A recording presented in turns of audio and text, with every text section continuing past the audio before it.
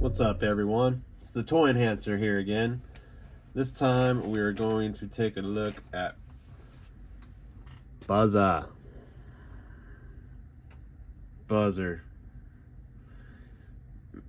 Man, I can't stand his glasses. You guys like his glasses? I think they look like shit. They're falling off his face right now. I pulled them out for a review when I was doing Ripa, and Buzzer was just looking like shit with his jacked up, hanging off his face glasses. Won't even stay on. I glued this one side here. I mean, it's just, God, man, freaking nightmare. We gotta do something about this. Let's see what we can figure out. Okay, so every time I do a project, I like to print out some pictures that I can go by to just take a look at the original glasses and, just to kind of get an idea of where I want to go. And so I print out the toy picture, and then I printed out a cartoon picture real quick. And you can see he has like a wireframe almost on the top part of these. So I was like, well, if I meet somewhere in the middle, I'll be doing all right. Anything but these ugly ass goggles they gave us. So, in classic Toy Enhancer style, you might say, I pull out the old Faygo can. Let's see if we can get this into some material that will be sufficient to work with.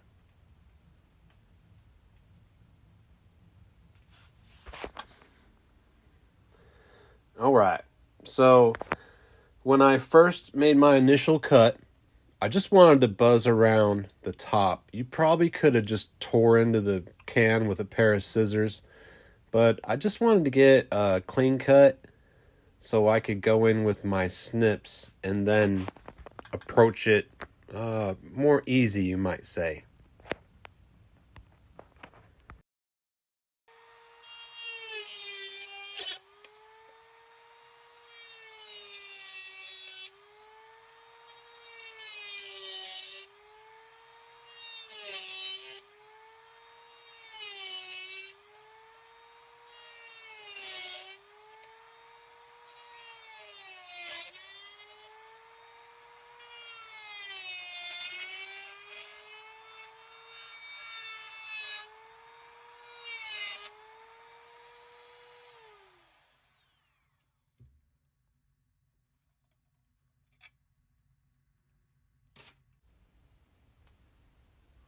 After that, it's very easy to just take my snips and make a cut straight down the middle of the can.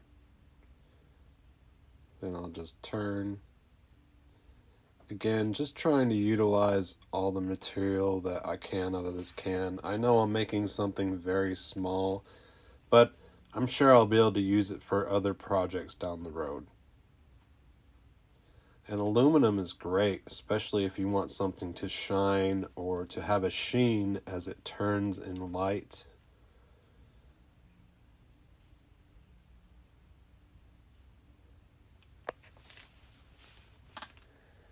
So there you have it. We have a sheet of aluminum, and now I'm just going to get a workable piece that we can start making our project with. So here's our workable piece that I'm going to get started.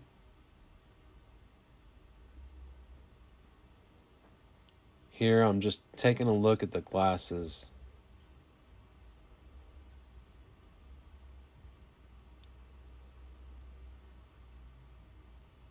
Taking a look at Buzzer.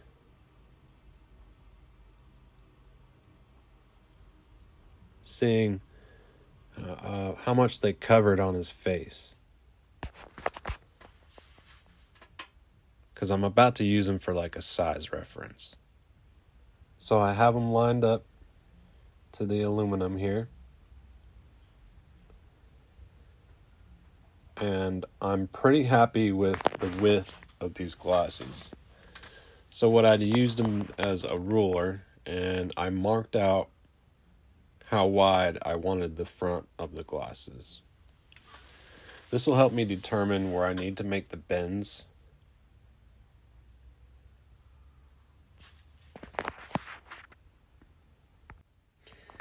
Here I'm just starting to nip away with the scissors, and I'm just marking the general locations of where I'm going to bend the metal, and then I'm getting the overall shape.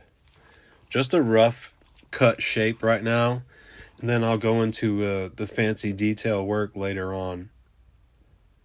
By the way, these are hobby scissors that I'm using. These are normally used for cutting out bodies for RC cars, and they're designed specifically for cutting plastic. They make a nice smooth cut. You can pick them up on Amazon for, I believe, under $10, and it comes with a couple pairs. They also have a curved pair, but for this I'm just using the straight ones.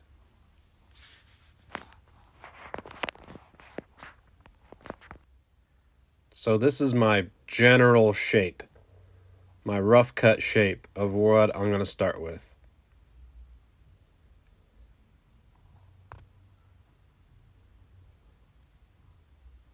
I'm going to take a pair of needle nose pliers, and this is where I'm going to put the bends on the frame.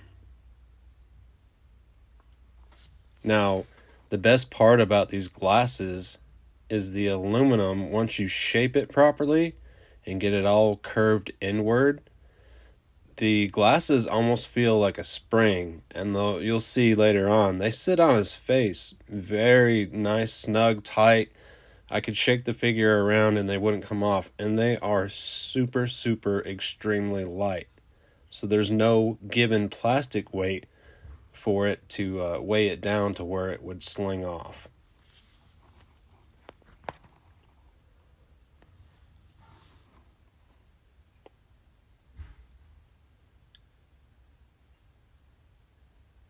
And just making the bends where the frame would be.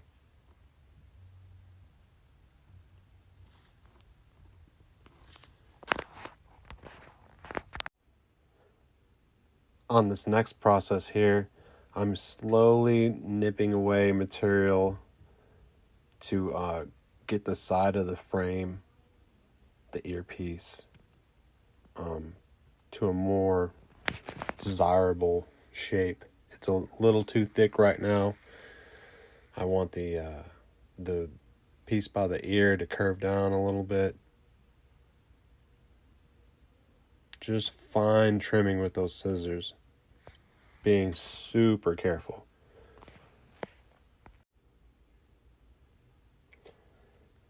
So right here, I'm just gonna pop this on the figure real quick. I haven't cut the front yet, but I'm just trying to see how it's gonna sit on his head and if it's hitting near the ears and whatnot. And I did this several times. I would put it on his head and just see how things are going and what direction I needed to take next. It's a pretty slow process, but going through this in this manner, you can probably make glasses for any figure that you desired. Right here, I'm taking the Dremel to get that good notch right in the middle of the glasses. And I'll also buzz around and just do some fine tuning. This was probably the best method to get that nice round notch that I needed. You can see here things are really starting to take shape. I'm starting to get my glasses the way I want them. And I came across this item here, this stupid thing we're going to take care of this too. We toss it out of the way here for a minute. Yeah, I still have some fine tuning to do, but again, I'm trying to be super careful. It is hard with gloves on,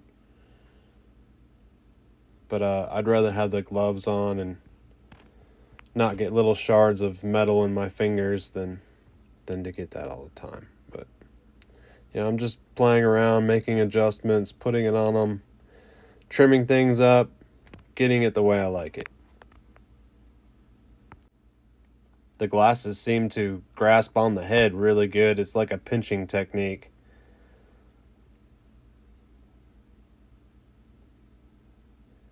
You can see here I'm shaking it up and down and all around, and they're staying on the figure really, really nice.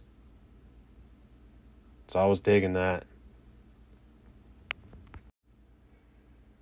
So things are looking pretty good at this point. I even put a crease in the middle to give the lenses a more divided look. And as you turn it, you can see the different sheen coming from the different angles. So pretty effective little trick. Just putting a crease in the middle. What I'm going to do now is go back to my picture references and see what it looks like. And again, with the vintage, I'm really happy. I think I have an overall vintage look as far as I can get with a piece of aluminum. And like I said in the beginning, these look like wireframe, but again, it resembles them. It's really close. And somewhere in the middle, like what I was shooting for. I wasn't trying to exactly pinpoint either one, just get anything but those stupid goggles. And I didn't spend any money on it, just time. Next. Yes, this stupid chainsaw. I mean, Buzzer was a mercenary, a savage, a freaking dreadnought, not no lumberjack. Let's do something about this. Here's a little rifle I borrowed from the Alley Viper. He doesn't need it. He has plenty. And we're going to modify this and make us a buzzer blade.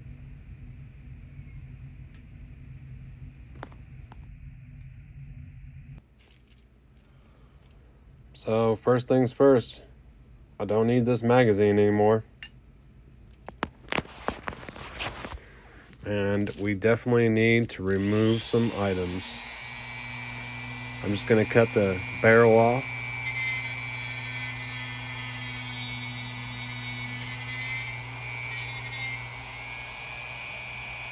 And there is definitely no need for a scope with the buzzer blade attached.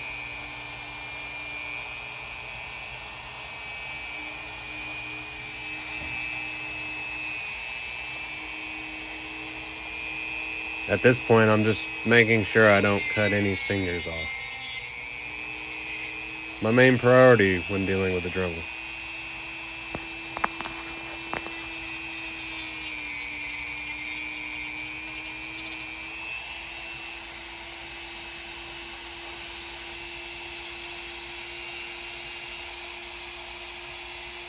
Nice. Now we got something to work with. Now I'm going to take a piece of ABS plastic and we're going to get a rough cut of our blade.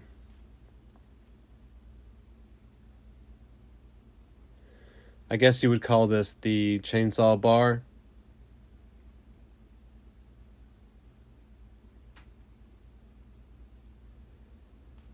And the ABS plastic, it's kind of like sheetrock, and it does have a protective plastic coating on it. You'll want to peel off one side smooth and the other is textured. But since I'm going to wrap it, doesn't quite matter. Now, I cut this line at an angle because I want one end of my blade to be a little bit fatter than the other end. And I did it intentionally. When you're dealing with small little pieces like this, better to grab it with a pair of needle nose and then do your snap. Bam. That's my rough shape. It's about the length I want. And now we're just going to fine tune it with the Dremel. Real handy tool. If you've never owned a Dremel, I highly recommend you buy one. Good for sanding, cutting, all kinds of uses.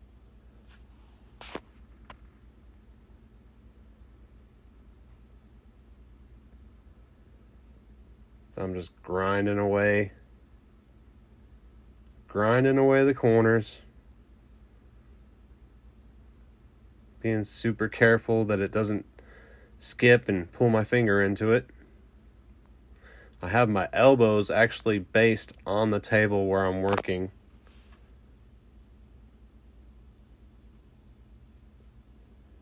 And right there, I'm just peeling away the shredded plastic because it does melt it to a certain degree and it just flakes off afterwards. It's real easy to remove the excess material it leaves behind.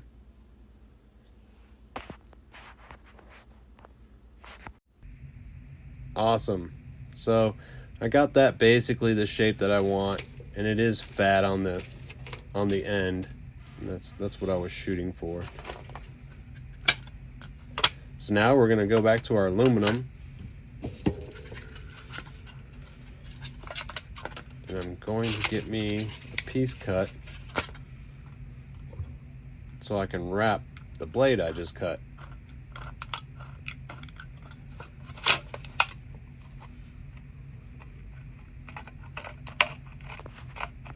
And a real easy trick is just putting my cut piece on top of the aluminum, and I'm tracing it, but I'm leaving about an 1/8 inch reveal around the entire thing.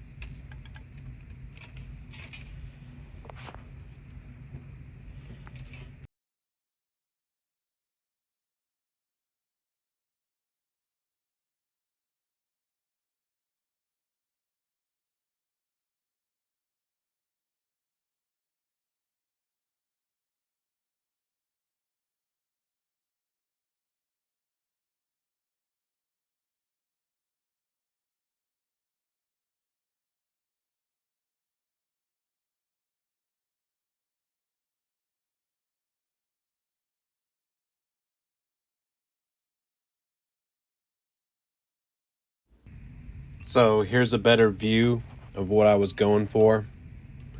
And again, I'm just was making little cuts, and then I'm going to take my tweezers, and not all the triangles popped out, but if they didn't, I would just make sure they were folded to the back completely so they wouldn't be in the way when I go to glue it to the black plate. And right here, I'm just putting glue with the glue gun. I've already got one side glued to the plate, and I'm gonna lay down my second side and just push firmly.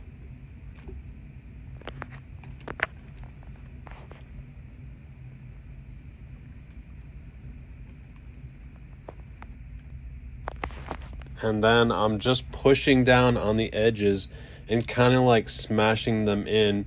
And what this does is it gives me a nice line effect right by the tip of the teeth. So that black plate that's inside there will give me the imprint of its shape on the aluminum.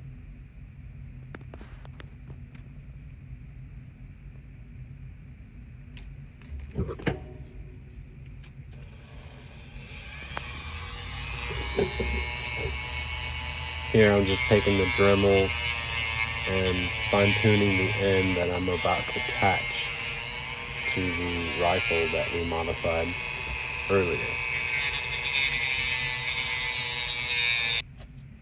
To make the attachment, I'm just going to use the welding super glue that cures with the UV light. This stuff is great, super strong, and it's easy to work with. So I just want to make sure I hit both ends.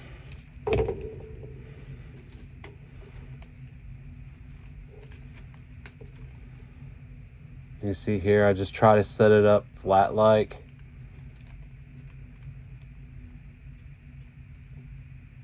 And then I'm going to bump it with the light.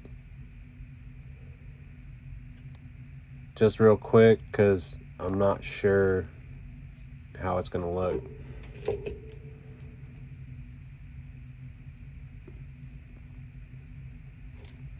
And then, as I was looking at it there, I was not happy with it.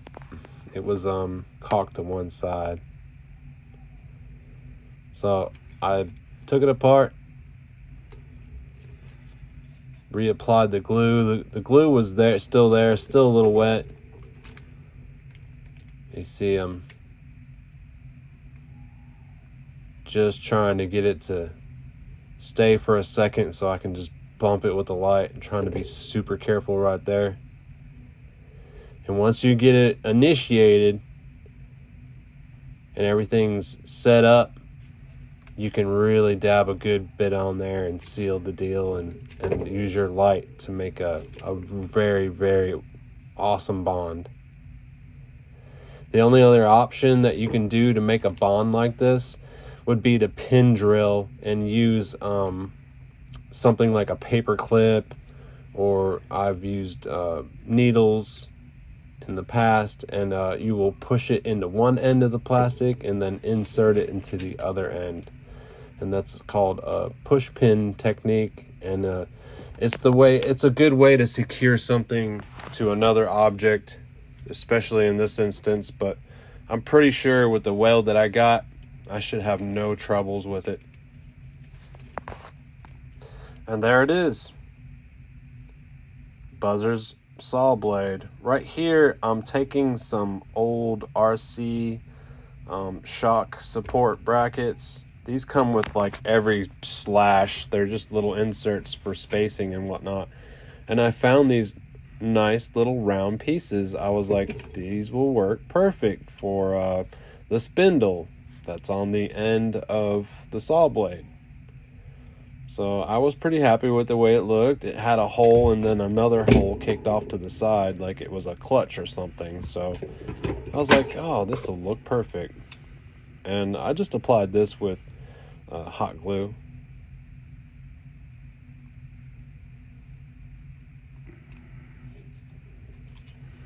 Just put a little dab on there, and a dab will do you.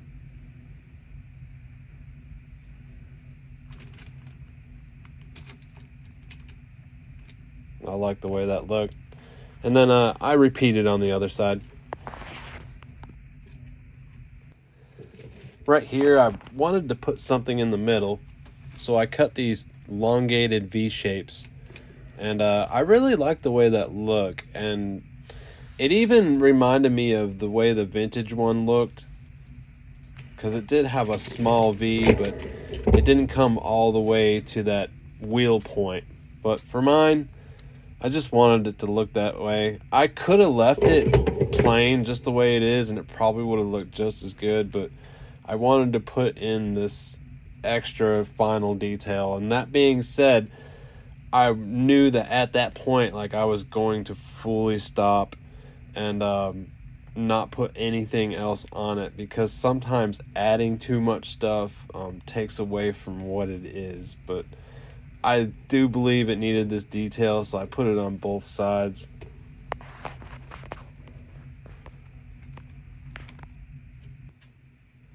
And then finally, I had to paint the stock.